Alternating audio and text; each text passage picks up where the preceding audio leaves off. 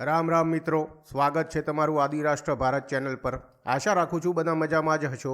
આ ચેનલ પર હું તમને મહાભારત સંભળાવું છું। મહાભારત એટલે જેવું બન્યું હતું તેવું જ, કોઈ પણ ભેળસેળ વગરનો। મિત્રો, જો તમે આ ચેનલ પર પહેલી વાર આવ્યા છો તો આ પહેલાંના બધા જ એપિસોડ પ્લેલિસ્ટમાં જઈને સાંભળી લો, તો આ એપિસોડ સમજવામાં તમને વધુ મજા આવશે। અને હા, ચેનલને સબસ્ક્રાઇબ કરીને બેલ આઇકન દબાવીને ઓલ સિલેક્ટ કરી દેજો, જેથી તમે આદિરાષ્ટ્ર ભારત ચેનલ પરિવારના પરમનન્ટ સભ્ય બની જાઓ। હવે હું શ્રી મહાભારતના આદિ પર્વમાં અધ્યાય 69ના શ્રી ગણેશ કરું છું। અધ્યાય 69। શકુંતલા બોલી, હે રાજન, તમે સરસવ જેવા નાનકડા બીજાના દોષોને જુઓ છો, પરંતુ પોતાના બીલા જેવડા દોષને જોતા નથી। હે દુષ્યંત, મેનકા દેવોને અનુસરે છે અને દેવો મેનકાનો આદર કરે છે। એ મેનકાથી મારો જન્મ થયો છે, તેથી હે દુષ્યંત, તમારા જન્મ કરતાં મારો જન્મ ચડિયાતો છે। હે રાજેન્દ્ર, જુઓ, મેરુ પર્વત અને સરસવ સમાન આપણા બંનેમાં તફાવત છે। તમે ધરતી પર ચાલો છો અને હું આકાશમાં ઉડું છું। હે રાજા, મારો પ્રભાવ જુઓ, ઇન્દ્ર, કુબેર, યમ અને વરુણના ભવનમાં હું જઈ શકું છું।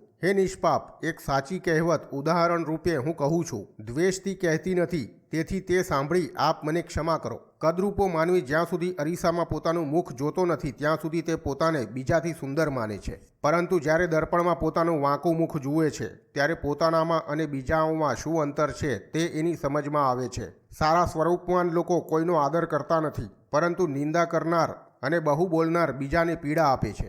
જેવી રીતે ભૂંડ બધી વસ્તુઓમાંથી માત્ર વિષ્ઠાને પસંદ કરે છે, તેવી રીતે મૂર્ખ માનવી સારી અને ખરાબ વાતોમાંથી ખરાબ વાતો જ પસંદ કરે છે। જેવી રીતે હંસ દૂધ અને પાણીમાંથી માત્ર દૂધને લઈ લે છે, તેવી રીતે જ્ઞાની પુરુષ સારી નરસી વાતોમાંથી માત્ર ગુણયુક્ત વાતો લઈ લે છે। અન્યની ટીકા કરી સજ્જન દુઃખી થાય છે અને બીજાની નિંદા કરી દુર્જન આનંદ પામે છે। સજ્જનો વૃદ્ધોનું સન્માન કરી સંતોષ પામે છે, દુર્જન તો સજ્જનોની નિંદા કરી આનંદ પામે છે। સજ્જનો બીજાઓના દોષો ન જોતા સુખમાં જીવન પસાર કરે છે, પરંતુ મૂર્ખ હંમેશા બીજાઓમાં દોષ જ જુએ છે। જે દોષોને કારણે દુર્જનો સજ્જનોની નિંદા કરે છે, દુર્જનો એવા જ દોષોનો સજ્જનો ઉપર આરોપ કરી તેમની નિંદા કરે છે। સંસારમાં આનાથી વધારે હાસ્યાસ્પદ વાત બીજી કઈ હોય કે એક માનવી પોતે દુર્જન હોવા છતાં સજ્જનને દુર્જન કહી લાંછન લગાડે છે। જેવી રીતે ગુસ્સે થયેલા સર્પથી ભય જન્મે છે, તેવી રીતે સત્ય ધર્મથી ચલિત માનવીથી નાસ્તિક પણ ભય પામે છે। તો પછી આસ્તિક ભય પામે તેમાં નવાઈ શું?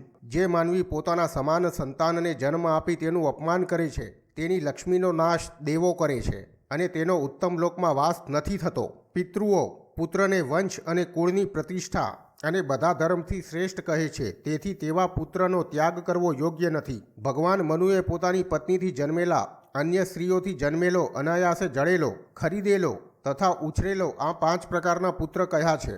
હે શ્રેષ્ઠ રાજન, માનવીના ધર્મ, કીર્તિ અને ચિત્તની પ્રીતિ વધારનાર પુત્ર જન્મ લઈને ધર્મરૂપી નાવ બની પિતૃઓનો નરકમાંથી ઉદ્ધાર કરે છે। હે નરશ્રેષ્ઠ રાજા, સત્ય, ધર્મ અને પોતાના આત્માનું પાલન કરનાર તમારે પુત્રનો ત્યાગ ન કરવો જોઈએ। આ બાબતમાં તમે કપટ કરો તે યોગ્ય નથી। સેંકડો કૂવા બનાવવા કરતાં એક તળાવ બનાવવું શ્રેષ્ઠ છે। સેંકડો તળાવ બનાવવા કરતાં એક યજ્ઞ કરવો ઉત્તમ છે, અને સેંકડો યજ્ઞ કરવા કરતાં એક પુત્રને જન્મ આપવો શ્રેષ્ઠ છે, અને સેંકડો પુત્રોની અપેક્ષાએ સત્યનિષ્ઠા શ્રેષ્ઠ છે। જો એક ત્રાજવામાં એક બાજુ 1000 અશ્વમેઘ યજ્ઞ અને બીજી બાજુ સત્યનિષ્ઠાને મૂકવામાં આવે તો 1000 અશ્વમેઘથી એક સત્યનિષ્ઠા વધારે વજનદાર બનશે। હે રાજન, બધા વેદોનું પઠન અને બધા તીર્થોમાં સ્નાન પણ એક સત્ય વાક્યની બરાબર થતું નથી। સત્યથી શ્રેષ્ઠ કોઈ ધર્મ નથી, સત્યથી ઉત્તમ કોઈ વસ્તુ નથી અને અસત્યથી કનિષ્ઠ કોઈ પાપ નથી। હે રાજન, સત્ય પરબ્રહ્મ છે, સત્ય શ્રેષ્ઠ નિયમ છે। તમે મને વચન આપ્યું હતું તેનું ઉલ્લંઘન ન કરો। તમારો સંયોગ સત્ય સાથે થાય। જો તમારી અસત્ય પર આસક્તિ હોય અને તમે મારી સત્ય વાત પર વિશ્વાસ ન કરતા હો તો હું પોતે ચાલી જાઉં છું। તમારા જેવા સાથે રહેવું મારા માટે ઉચિત નથી। હે દુષ્યંત, તમે મારો સ્વીકાર ન કરો તો પણ મારો આ પુત્ર હિમાલયથી શોભતી પૃથ્વી ઉપર ચારેય સમુદ્ર સુધી રાજ્ય કરશે। વૈશંપાયણ બોલ્યા, શકુંતલા આ બધું દુષ્યંતને કહીને જવા લાગી, ત્યારે ઋત્વિજ, પુરોહિત, આચાર્ય અને મંત્રીઓથી ઘેરાયેલા રાજાને સંબોધીને આકાશવાણી થઈ, હે દુષ્યંત, માતા ચામડાના ધમણ જેવી છે, તેનાથી પિતા પોતે પુત્ર સ્વરૂપે જન્મ લે છે, તેથી પુત્રને પાળો પોછો અને શકુંતલાનો અનાદર કરો નહીં। હે નરશ્રેષ્ઠ, પોતાના વીર્યથી ઉત્પન્ન થયેલો પુત્ર યમરાજના ઘેરથી પિતૃઓનો ઉદ્ધાર કરે છે. તમે જ આ ગર્ભદાન કર્યું છે. શકુંતલાએ જે કંઈ કહ્યું છે તે સત્ય છે. હે દુષ્યંત, સ્ત્રી જે પુત્રને જન્મ આપે છે તે પિતાનું 2 ભાગમાં વિભક્ત થયેલું અંગ છે. તેથી શકુંતલાના ગર્ભથી ઉત્પન્ન થયેલા તમારા પુત્રનું પાલન પોષણ કરો. હે પૌરવ, જીવંત પુત્રનો ત્યાગ કરી જીવવું અતિશય કમનસીબ વાત છે. તેથી પોતાના પુત્રનો ત્યાગ કોણ કરે? શકુંતલાના ગર્ભથી જન્મેલા આ મહાત્મા દુષ્યંત પુત્રનું પાલન કરો. અમારા વચનથી તમારે આ પુત્રનું ભરણ પોષણ કરવું જોઈએ અને તમારો આ પુત્ર ભરતના નામથી પ્રસિદ્ધ થશે. પુરુવંશમાં જન્મેલા રાજા દુષ્યંતે આવી દેવવાણી સાંભળીને પ્રસન્ન મતથી પુરોહિત અને મંત્રીઓને આ પ્રમાણે કહ્યું, તમે આ દેવદૂતની વાણી ઉપર ધ્યાન આપો અને હું પણ એમ જ સમજું છું કે આ મારો જ પુત્ર છે. જો મેં શકુંતલાના વચનથી આ પુત્રનો સ્વીકાર કરી લીધો હોત તો પ્રજા મારા ઉપર શંકા લાવત અને આ મારો પુત્ર પવિત્ર ગણાત નહીં. હે ભારત, આ પ્રકારે દેવદૂતના વચનથી આ બાળકની શુદ્ધતા સાબિત થવાથી રાજાએ હર્ષ તથા આનંદ સાથે તે પુત્રનો સ્વીકાર કર્યો. ત્યાર પછી પ્રેમથી આનંદ પામીને કુમારના મસ્તકે ચુંબન કરીને પોતાના ગળે વળગાડ્યો. બ્રાહ્મણો આશીર્વાદ આપવા લાગ્યા અને બંદીવાનો સ્તુતિ કરવા લાગ્યા અને રાજા પુત્ર સ્પર્શ પામીને આનંદ પામ્યો. દુષ્યંતે પોતાની પત્ની શકુંતલાનો પણ પ્રેમપૂર્વક આદર સત્કાર કર્યો અને પછી તેને શાંત કરતા આ પ્રમાણે કહ્યું, હે દેવી, લોકોમાં કોઈ જાણતું ન હતું કે મેં તારી સાથે લગ્ન કર્યા છે. તેથી તારી શુદ્ધિ માટે મેં આવો વ્યવહાર કર્યો. જો મેં આમ ન કર્યું હોત તો આકાશવાણીથી તારી શુદ્ધિ ન થઈ હોત. લોકો સમજત કે સ્ત્રી સ્વભાવને કારણે તે કામવશ થઈને મારી સાથે સંબંધ સ્થાપ્યો અને મેં પણ કામાધીન થઈ તારા પુત્રને રાજ્ય અધિકારી બનાવ્યો. આપણા ધાર્મિક સંબંધ પર કોઈને વિશ્વાસ થાત નહીં. હે વિશાલાક્ષી, તે ગુસ્સે થઈને મને જે અપ્રિય વાતો કરી છે તે હે શુભે, તું મને પ્રિય છે તેથી હું તને માફ કરું છું.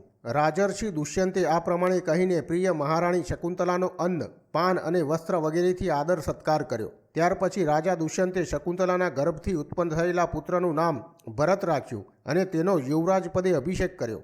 ત્યાર પછી મહાત્મા રાજા ભરતનું વિખ્યાત ચક્ર બધી દિશાઓમાં ઘૂમવા લાગ્યું. તે ચક્ર અત્યંત પ્રકાશમાન, દિવ્ય અને અજય હતું. આ મહાન ચક્ર પોતાના મોટા અવાજથી સમગ્ર જગતને ગજાવી મૂકતું હતું. ચક્ર એટલે શાસન ચક્ર અથવા અમાપ કીર્તિ એવો અર્થ અહીં બંધ બેસતો છે. તેણે અનેક રાજાઓને જીતીને વશમાં લીધા. સજ્જનો ધર્મનું અનુષ્ઠાન કરવા લાગ્યા અને તેનો સુંદર યશ પૃથ્વી ઉપર ફેલાઈ ગયો. તે મહાપ્રતાપી ભરત સર્વભૌમ અને ચક્રવર્તી બન્યો. તેણે દેવરાજ ઇન્દ્રની માફક પુષ્કળ યજ્ઞોનું અનુષ્ઠાન કર્યું. મહર્ષિ કણવે તેની પાસે ખૂબ જ દક્ષિણા પ્રચુર યજ્ઞ કરાવ્યા. તે મહાન ભરતે ગોવિતત નામનો અશ્વમેઘ યજ્ઞ કરી ભગવાન ઋષિ કણવને 1,000 પદ્મ સુવર્ણ મુદ્રાઓ દક્ષિણા રૂપે આપી. પદ્મ એટલે 1000 અબજ. આ ભરતના નામથી જ પ્રસિદ્ધ ભરતવંશ બન્યો અને આ ભરતવંશીઓ ભારત કહેવાય છે. કૌરવ વંશમાં પહેલાં થઈ ગયેલા અને હવે પછી થનારા ભારત નામથી જ ઓળખાય છે. ભરતના વંશમાં દેવ સમાન મહાતેજસ્વી, બ્રહ્મા સમાન અનેક રાજાઓએ જન્મ લીધો. તે બધાના અગણિત નામ છે. હે ભારત, તેમાં જે મુખ્ય, મહાન, ભાગ્યશાળી અને સત્યશીલ અને સરળ છે તેમના નામ કહીશ. તો મિત્રો, અહીં શ્રી મહાભારતનો અધ્યાય 69 સમાપ્ત. આશા રાખું છું કે તમને આ એપિસોડ ગમ્યો હશે. આવતીકાલે તમારા માટે લઈને આવી જઈશ મહાભારતનો 70મો અધ્યાય. કૃપયા કમેન્ટ કરીને મને જણાવો તમને આ એપિસોડ કેવો લાગ્યો. આવતીકાલ સુધી મારા તમને જય શ્રી કૃષ્ણ.